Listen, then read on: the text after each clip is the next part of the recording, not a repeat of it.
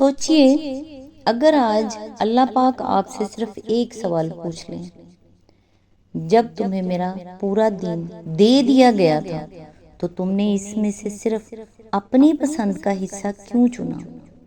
اس ایک سوال کا جواب شاید ہمارے پاس نہ ہو، کیونکہ ہم نماز بھی پڑھتے ہیں، دعا بھی کرتے ہیں، مگر جب اللہ کا حکم ہماری خواہش کے خلاف آتا ہے تو ہم رک جاتے ہیں۔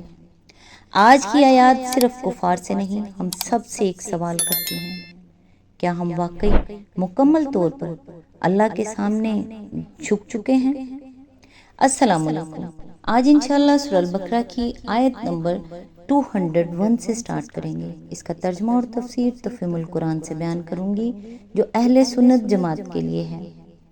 ان آیات میں اللہ تعالیٰ دنیا اور آخرت کی کامیابی کی دعا، اسلام میں مکمل داخل ہونے، شیطان کی پیروی سے بچنے، منافقانہ کردار سے خبردار رہنے اور اللہ کے فیصلوں کی یاد دہانی کراتے ہیں۔ تو آئیے سٹارٹ کرتے ہیں۔ اعوذ باللہ من الشیطان الرجیم، بسم اللہ الرحمن الرحیم۔ اور کوئی کہتا ہے کہ اے ہمارے رب، ہمیں دنیا میں بھی بھلائی دے اور آخرت میں بھی بھلائی، اور آگ کے عذاب سے ہمیں بچا۔ اس سے سبق یہ ملا کہ سب سے بہترین دعا وہ ہے جس میں دنیا کی بھلائی بھی ہو اور آخرت کی کامیابی بھی۔ اپنی دعاؤں کو صرف دنیا تک محدود نہ رکھیں، ہمیشہ آخرت کی نجات بھی مانگیں۔ آیت نمبر 202۔ ایسے لوگ اپنی کمائی کے مطابق دونوں جگہ حصہ پائیں گے اور اللہ کو حساب چکاتے کچھ دیر نہیں لگتی۔ اس آیت سے سبق یہ ملتا ہے کہ ہر انسان کو اس کے اعمال کے مطابق بدلہ ملے گا اور اللہ حساب لینے میں دیر نہیں کرتے۔ نیکی کا ہر عمل قیمتی ہے، اسے معمولی سمجھ کر چھوڑے نہیں۔ آیت نمبر 203۔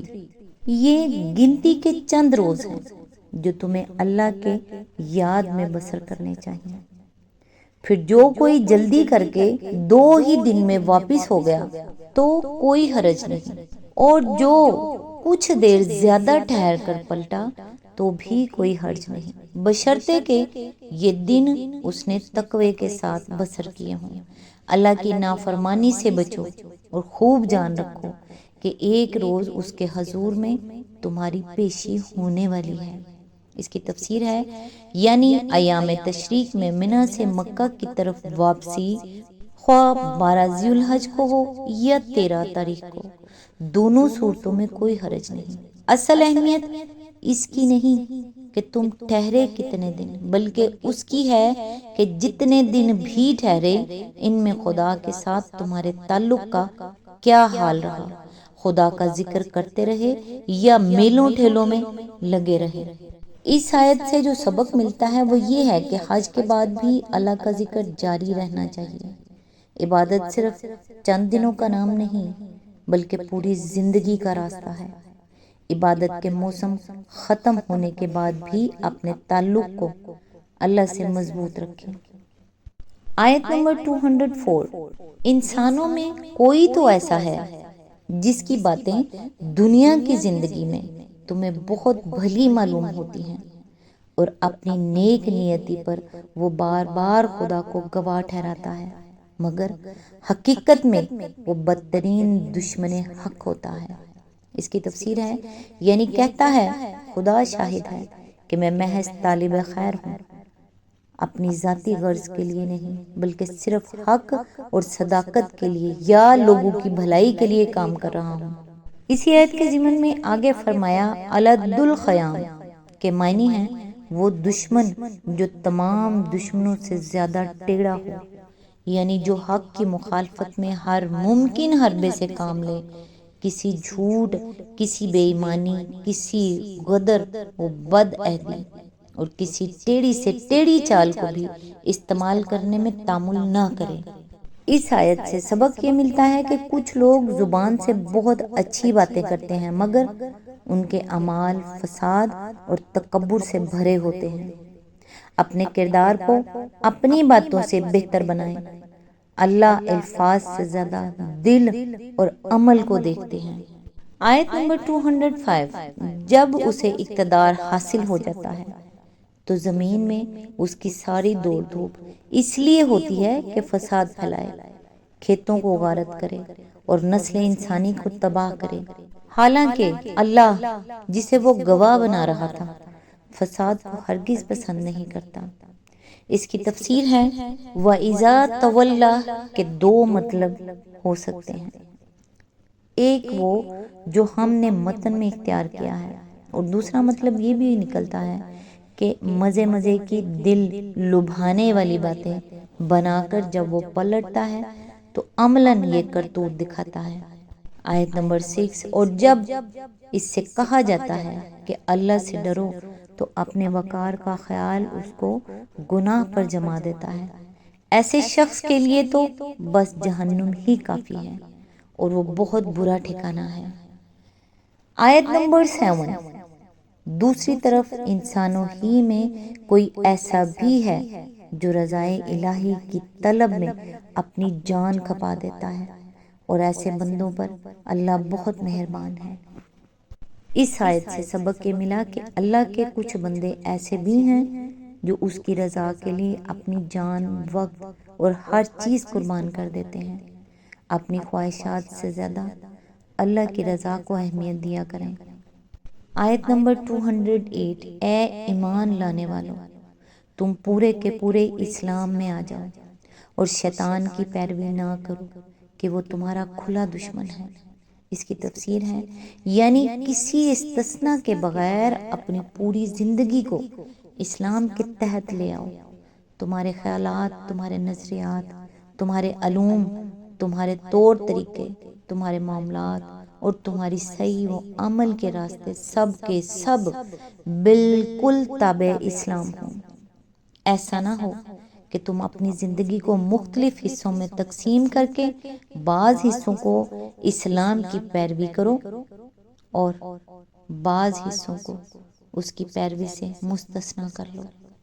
اس آیت سے سبق یہ ملتا ہے کہ اسلام کو مکمل طور پر اختیار کرنا ہی کامیابی ہے، صرف آسان احکام پر عمل کرنا کافی نہیں۔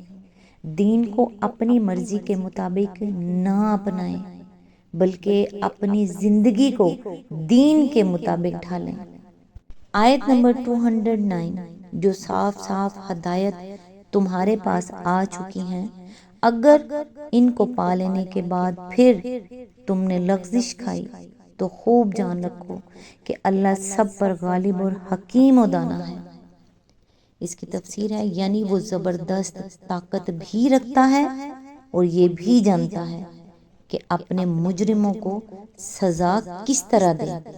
آیت نمبر 210، ان ساری نصیحتوں اور ہدایتوں کے بعد بھی لوگ سیدھے نہ ہوں تو کیا اب وہ اس کے منتظر ہیں کہ اللہ بادلوں کو چتر لگائے، فرشتوں کے پرے ساتھ لیے خود سامنے آ موجود ہو اور فیصلہ ہی کر ڈالا جائے؟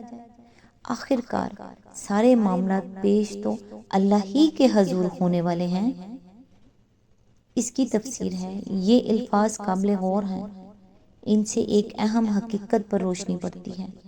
اس دنیا میں انسان کی ساری آزمائش صرف اس بات کی ہے کہ وہ حقیقت کو دیکھے بغیر مانتا ہے یا نہیں، اور ماننے کے بعد اتنی اخلاقی طاقت رکھتا ہے یا نہیں کہ نافرمانی کا اختیار رکھنے کے باوجود فرما برداری اختیار کرے۔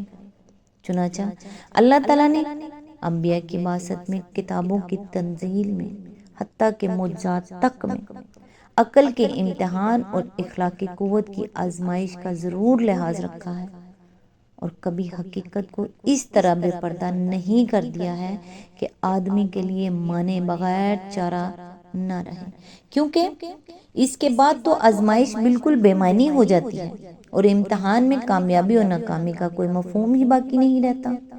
اسی بنا پر یہاں فرمایا جا رہا ہے کہ اس وقت کا انتظار نہ کرو جب اللہ اور اس کی سلطنت کے کارکن یعنی فرشتے خود سامنے آ جائیں گے، کیونکہ پھر تو فیصلہ ہی کر ڈالا جائے گا نا۔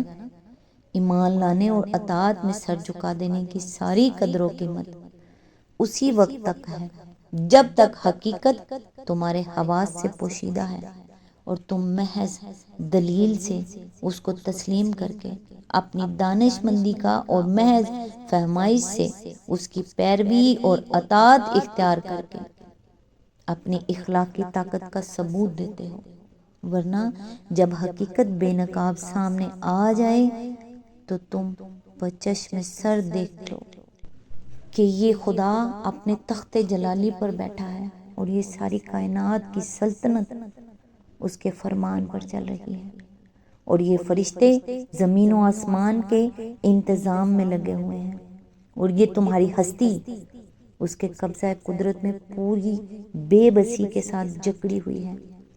اس وقت تم ایمان لائے اور اطاعت پر آمادہ ہوئے تو اس ایمان اور اطاعت کی قیمت ہی کیا ہے؟